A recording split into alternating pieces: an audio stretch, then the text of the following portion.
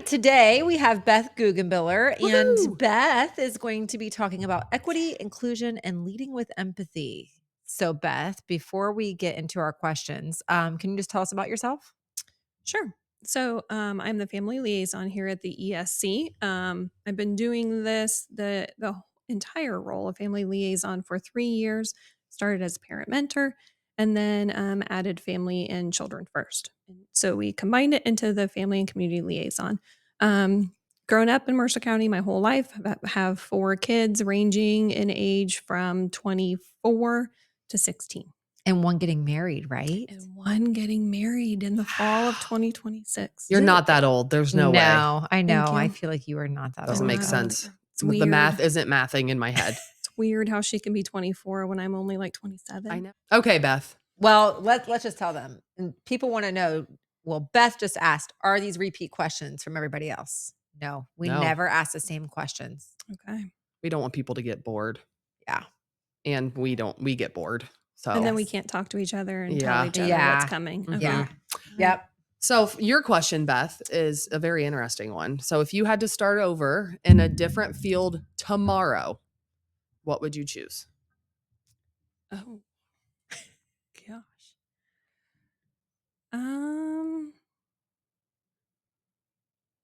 I think it would involve a cruise ship. Okay. Oh. Possibly. Did you think it was going this direction at all? Did Okay. not, Beth.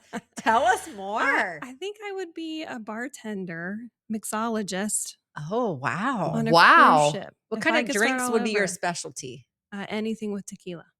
Oh, Of that's course. right. Duh. Okay, Yeah. You guys okay. should know this answer. She should have likes known this. tequila on the Yeah. rocks. Yes. Wow. No I would- rocks, just tequila. Oh, Okay. yes. I would have never. Wow. I Okay. forgot. Here's my question though, because Kurt, he cruises like in Alaska. Like, would you have a preference? Like, would you be going just tropical? Would you? Okay. I Hot. figured that. Yeah. Mhm. Needs to Okay. be hot. Are you bringing your family? Well, I mean, I think that I made my career choice before I had kids. So, Mhm. I mean, if we're going all the way back to the beginning when Okay. I made my career choice, there You're wouldn't just sailing have around been the world. kids. No attachments. Mhm. I love that because I'm obsessed with Below Deck, and someday Oh, here we go. Yes, she does No. tell me like she can't believe that I don't watch that. super yachts. It's so much fun to vicariously live I mean, through I'm people sure who it have is. money.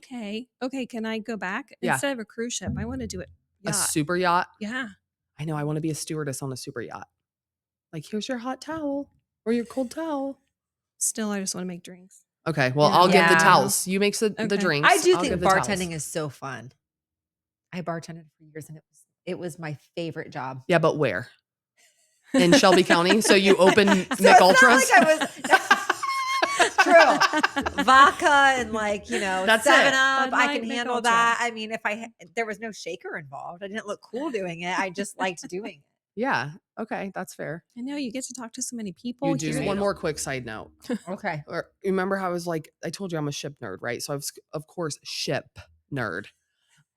Because yeah, I was one of those kids. I was one of those kids that was obsessed with the Titanic, right? Like obsessed Oh. with the Titanic. So there's a podcast that talks about how different pivotal moments in history could have gone differently with one small, tiny little, like one thing happened and like the butterfly effect, right? So there was this guy who was he was helping prepare the Titanic for the Titanic to take off, right? Okay. And he was so excited because this was a big deal, right? And obviously, pretend you don't know that the Titanic sinks, right? I'm so excited, I can't get it out, right? So pretend you don't know the Titanic sinks. Okay, leave me alone, guys. You guys are so mean. I don't want to talk about the Titanic anymore. No, keep Speaking going. of Okay. empathy, Beth. No. Okay, come on, finish your story. That's No, you'll have to We're- listen to we're the sorry. podcast. You'll have to listen to the podcast. We're transitioning to empathy now. No, come on, finish. Okay, fine. This All right. guy was really excited to sail on the Titanic. But then they told him that they had a replacement for him right before it was going to embark. And so he was crushed by this news that he wasn't going to get to go on the Titanic.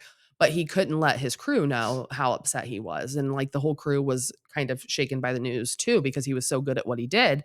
And so he left and the new guy came on and he like briefed the new guy and he had something in his pocket, but he forgot he had something in his pocket.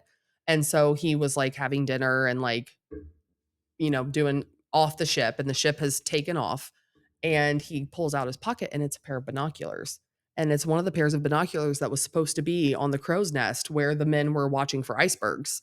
And so they didn't have that set of binoculars. And the one guy was like, "Do we have another set of binoculars?" And he's like, "Well, it's not actually protocol to use binoculars when you're scanning for icebergs, because you know what I mean, you're scanning the surface and then going in." But if he had had those binoculars, who knows if he would have been able to spot the iceberg prior to not being able to make the turn or too late. So he Wow, took That thank you for is that history. it's fine. Um, so what does leading with empathy look like in your leadership I style? think it is really trying to see the situation from the family or the youth's perspective, whatever the situation might be. Um, Everybody has a story, and we don't always know their story especially when they come to a meeting or even getting that phone call. So I think just being able to be an active listener and making them feel safe so they want to share their story. I had heard a quote, I'm going to read it so I don't get it wrong, but it says, "A breakdown in communication comes from a place of fear. Fear of a child not making progress or fear of a child not having friends." Mhm. I'll even expand that to, some of the families that I work with, their children and themselves are working through some mental wellness issues. And I think there's a fear of how far do I push my child Mhm. to make sure that I'm also keeping their mental health in check. Mhm. So I think if you approach conversations with that kind of in mind when you're working with a family, just what is their story? Where are they coming from, and where that fear maybe is coming from, kind of getting to the root of that uh, is so helpful in problem solving and connecting to resources moving forward. And that makes a lot of sense, because I think fear manifests in so many different ways for so many different people. Like sometimes it can come off as anger, Mhm. sometimes it can come off as apathy. Like if you're not fully informed on where a person's coming from and why they're coming from the perspective they're coming from, their reactions to things could seem outrageous, right? But then if Mhm. if you listen and you make space, because we all know how we get when our children are involved, right? Right. Like, of Right. course, Mhm. you know what I mean? We Mhm. take a step back, Mhm. of course. And that's what I always remembered as an educator, how different my life was before children and after children, because then I Mhm. suddenly had an understanding. Not that you can't be a good educator without having children of your Right. own, but I did develop an understanding that some of those parents that I thought were so angry, and they were just defending, like, that Yeah. kid is their Mhm. world. Yes. Like Right. that single, they're Yep. entrusting me with that one, their entire world is sitting in my classroom, and that's a huge responsibility and a huge duty. So I like the quote with Yeah. fear, because I think Yeah. Well, and I think it's also hard. A lot of times, I think even probably classroom teachers don't hear of Mhm. the fears that the family has until it's Yes. built up, Uh-huh. right? And then they do come in and they are very defensive or even avoiding, right? They just Mhm. want to avoid the situation entirely. I'll tell you whatever you want to hear, just let me go, let me get out of here. Yeah.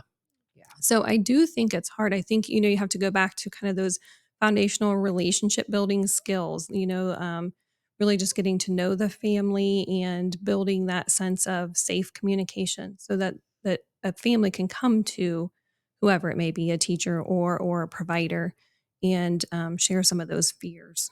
Yeah. Do you have any tips on, like, if a teacher has a student in the classroom and they want to get to know that student or their situation, but the family, like, might not want to share? Like, what are some tips to help them kind of break down some of those walls so that way they can, like, get to know the student? That's a really good question, and I think it's really hard. I think, you can do kind of some of those general, activity building things for all students as far as getting to know your family, getting to know kind of the culture of the family, because each one of us has a very different, Mhm. unique Mhm. family culture. I think that would be beneficial for all students, but then also just providing multiple opportunities for conversations and for connections. Um, I think one thing that I learned in this role is I came from a generation where phone calls were your primary way of contacting, especially if it was something important Mhm. that required a phone call. I think that it's changed a lot, and now a lot of families' primary mode of communication is texting. Mhm. So, again, just finding maybe that right platform for your families to be able to communicate and feel safe in communicating that way. And then I think um, behavior is a form of communication. So if you see some escalating behaviors in your students in your classroom or your own children at home, um, try to figure out kind of what is that root cause? What are they trying to communicate to you? That might be beneficial in building that connection. I think those are great tips. And I probably need to do that with my kids at home. Yeah. I might be the root cause, though. I don't know that I want to. Don't ask questions you don't All want to of know the us. answer to. Yeah, all Make of sure us. all voices are heard in the decision-making process. This is such a good question because that's my entire goal for what I do, right? Is to make sure that all voices are heard. So I think the biggest thing, what I do when I sit down in a meeting is listen. I try to listen more than I speak. Um, and then look for those who aren't sharing and and then try to decipher, is it because they don't feel comfortable sharing, do they just not have anything to share, Mhm. are we asking the right kind of questions to get their participation? I think it also goes back to what we had talked about earlier, addressing the fear. So again, if a family comes in and you can tell from the get-go that they're going to be aggressive and defensive, um, I think it's hard sometimes for especially school districts to be able to ask some of the questions that I feel Yeah. comfortable asking. So then I think that's a time for me to say, okay, what I'm hearing is that you're afraid that this might happen. Can we address that? So I think it's just a unique position that I have that I can ask them questions that maybe either school districts or agencies don't feel comfortable asking or can't Yeah. ask, Mhm. that they just don't have the ability to ask. So just digging deeper into what the root cause is, what the fear is, and then for families specifically, making sure that they have the information that they need to make the right choice for their student or their youth. Making sure that they know their rights, and just any information that they might need to be able to confidently advocate for themselves. And I think we all feel that when we go into a room or a meeting and we feel like we know the Yeah. information and feel empowered, then it is just easier to communicate. Because then you almost drop down that power struggle, right? Of Mhm. like one group has the knowledge, like, and you know what I mean? Because it's always Mhm. hard to come in and Mhm. speak when you're speaking with people who, you feel like they know more than you or they have more knowledge than Right. you. And I think that's a lot of what we do in our role too, except it's just teachers, equipping teachers with the knowledge they need Mhm. to make appropriate choices. And I think a lot of what you've been saying is kind of like connects with what everybody else has been saying, Right. whether it's stakeholders that are participating in strategic planning. At the end of the day, you, the families, the school, we all have the same goal. Like we want Mhm. students to succeed. Mhm. And I think we all forget that sometimes when we get into the meat of what we do and like we're stressed but every person in the room has the same goal. And if we remember Mhm. that, I think that helps substantially as well. Well, and I think Mhm. the other thing that she said was the whole listening piece. That has Mhm. come up in every single episode because I think that's really part of leadership. Like you really have to listen to know how you can support or come up with a solution or whatever it is. Mhm. Which I think that's why everybody comes to you, Beth, because I think you do such a good job of I know. listening and I like do feel helping bad about people. that because I it's know her we real job like and then it's her friend job yes, too. like Don't tell my family that because I don't know if they'd agree. They're like, Beth listens? Our mom? What? Is that who we're I talking would She have just a does that hard at work. time. Yeah. Yeah. No, I do think that that's why Mhm. people come to you in the office because you are such a good listener and you let people talk through things for them to come to the solution. So, Emily, you brought up a point that I also had written down is also sometimes it's perception, it's not reality, Mm. but we can't control other people's perceptions. So, right. a lot of times you have to let that individual feel, think, work through Mhm. whatever it is that they need to do internally before you can make any kind of progress or movement forward. Yeah, and that has to It's a be a really good point. frustrating element, but also a natural element that has to happen Mhm. anytime you have these Mhm. situations. Mhm. And again, it's so difficult if you think of, like an IEP meeting. It's so because it has to be. It's so prescribed. You know, like you Mm. have to go through every section, and there are just Right. some things that you have to do. And in those moments, it's really hard to bring in some of these other elements, you know, like talking about their fears or what their Yeah. perception might be. Um, it's just hard. So I think that's the benefit of meeting with the families beforehand to Mhm. work through some of those things, and that's the way that I can support the families is work through those things before you get into a meeting. And I think I remember telling you guys this. I was at a session at OESCA maybe like a few years ago, and there was a district that said they for every IEP meeting, they start with a picture of the kid and like 3 descriptive factors about the kid who have that has nothing to do with With, like, their academics IEP. or This whatever, is yeah. Bobby, he likes dinosaurs and wrestling and you know Mhm. what I mean? To I remind love you that that. there's a human first. Yes. Right.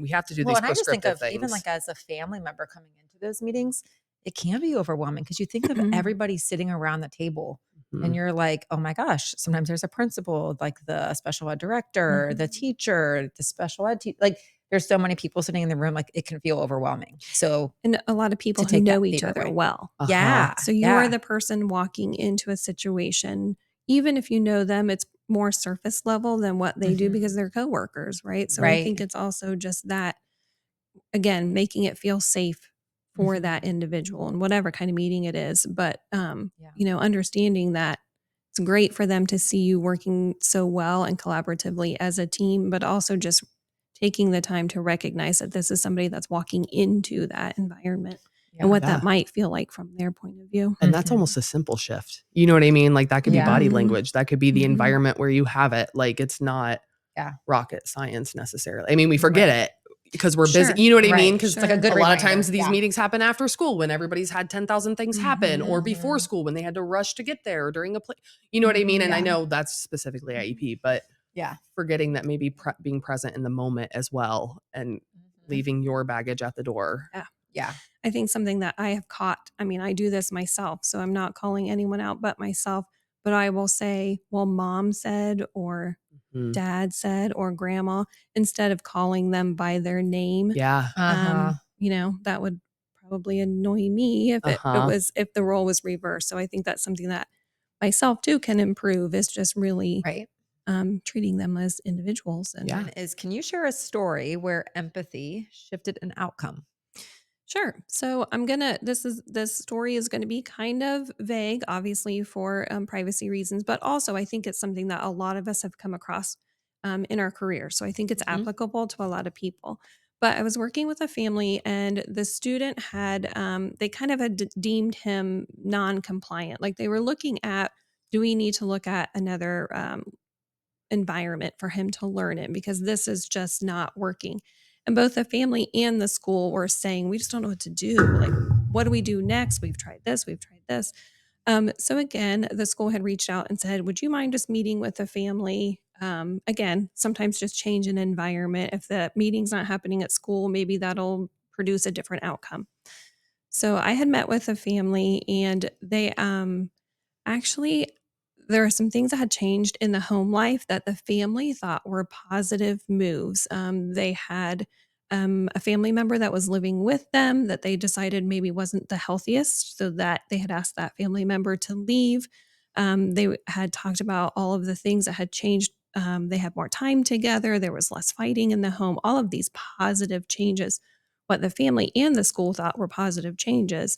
Mhm. But once I met with them and talked to the youth, it didn't necessarily matter that they were positive changes. It was just the fact that there were such significant changes um, in their lives. And for the youth, it was a loss of someone, even though Right. again the intention was to be Yeah. positive, it Mhm. still was a loss. So again, bringing that information back to the school team, it was a completely different outlook. You know, they had more services that they could put into place. You know, it went back to building a good relationship of trust with someone at the school, and the kid ended up thriving. But again, very difficult to get to that in a school Mhm. Right. setting. Yeah. So what they were seeing were a lot of behaviors, negative behaviors, a lot of Uh-huh. discipline, and it really was, you know, it came down to again building a relationship and trying to get to that why. Yeah, I feel like understanding perspectives is so difficult, but it's the most powerful thing you can, I think, do as a human. Like, it doesn't matter Mhm. how much knowledge you have. If you can't listen to people and you can't put yourself in, not even put yourself in their perspective, at least understand the Understand where they're coming perspective they're from. coming Yeah. from. And I think that that's in education. I think that that is one of the most powerful. You can be a not great content teacher, but if you make those connections, you're probably Mhm. going to make a significant impact in the lives of students. And I think that um, that's where it's most critical right now. You know what I mean? I Right. think a lot of our Mhm. kids are struggling. Not even kids that we flag. You know what I mean? Just a Right. lot of kids are struggling because life is Mhm. hard right now for everybody. Yeah. And I think too, it's one of those things that we all get busy completing tasks on our to-do list, right? So Mhm. again, I think just that another outlook or another perspective, the teachers and the school staff, then they knew exactly what to do once they had the information and knew why, that some of the changes that were happening in the home. Then I think everybody has that element of empathy and that they're able to support once you know how Yeah. to support. So I actually have a follow-up question that maybe you won't want to answer or don't feel like you can answer. But as we're talking about knowing your students and knowing the people that are around you, how do you, like, you carry a lot, like you hear a lot of things that are hard things to hear. And when I was in the classroom as an ELA teacher, I got a lot of things just by the content that were Mhm. just heavy. And it was a lot for me. So do you have any advice either that you use for yourself or that you've heard for other people on how to carry the weight of others without sinking yourself, if that makes sense? Does. And again, great question. And I think something that we've talked about just internally here as a staff is how do we build those kind of protective factors in teachers, right? Because like you said, they carry a lot for their students too. And I think even more now, Mhm. Yeah. post COVID, but just in the technology world, everything, right? I think there's just more needs of students that aren't academic and that teachers are responsible for. I shouldn't, maybe not even responsible for, but carry the Uh-huh. weight of Right. Because 'Cause they're those. teachers. Yeah. That's what they Right. do. Yep. Uh-huh. Yes. But I think I was going to bring that up actually. I think you just have to create your own boundaries, and that looks different for everyone. So I think everybody's ability to carry more or less weight is just dependent on them. But definitely creating those boundaries, knowing where you need to set your boundary, and then Mhm. creating them, and then just knowing that there are days that it's going to be too much, and that's okay too. That you have people that you can reach out to. Find those people in your network that you can just be like, this was a terrible day. Yeah. This was a terrible Yeah. day, kind of Mhm. thing. So, boundaries, Yeah. setting boundaries. And you know what? We tell our kids that all the time. We tell our students that, right? You have to have boundaries. We talk about personal boundaries. Mhm. Great way to But teach then we them is don't to model But model it. it. yeah. Uh-huh. Yeah. Yeah. I think by the time people have gotten this far in the episode, they've realized how important it is to understand perspectives. So, for the people listening, what advice would you give a leader who's trying to grow in these equity practices?